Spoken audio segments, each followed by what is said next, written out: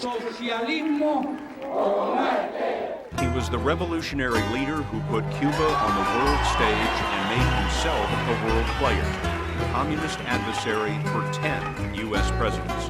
For nearly 5 decades, he wore the trademark beard and army fatigues, giving his fiery speeches against what he called the evils of imperialism. The last battle will be fought in the capital. You can be sure. In the 1950s, Castro led the overthrow of Cuban dictator Fulgencio Batista. After victory in 1959, he appeared on Edward R. Murrow's Person to Person, Fidel, a rebel in pajamas.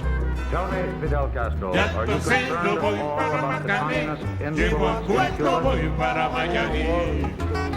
are not present among communists here in Cuba. Castro executed former Batista officials and began to nationalize American-owned property. The U.S. broke off relations and imposed a trade embargo. In 1961, President Kennedy authorized a force of CIA-trained Cuban exiles to try to overthrow Castro. The invaders were crushed as they waded ashore at the Bay of Pigs. Castro embraced communism and moved closer to the Soviet Union. This is a CBS News Extra.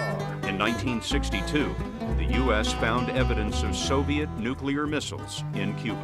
I have directed the armed forces to prepare for any eventuality.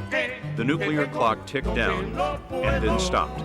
The Soviets agreed to remove the missiles. In exchange, the U.S. promised not to invade Cuba.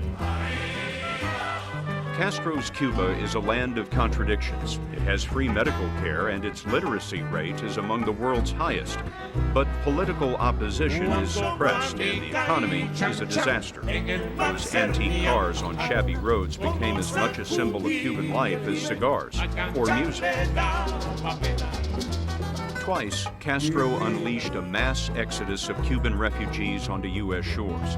And with the decline of the Soviet Union and its support, Cuba faced economic ruin in the 1990s, forcing Castro to encourage tourism and foreign investment. In 1998, Castro invited Pope John Paul II to visit Cuba and reinstated Christmas as an official holiday. Castro once told CBS News how he wanted to be remembered. That he was a socialist. That Castro wanted a more egalitarian society, a society as many other men has dreamed of in the past. Jesus among them. In July 2006, Castro had intestinal surgery and announced a temporary transfer of power to his brother Raul. The transition became permanent as Castro's health declined and the fiery revolutionary faded from public view. Today, the last historic political figure of the Cold War is gone. Scott Pelley, CBS News, New York.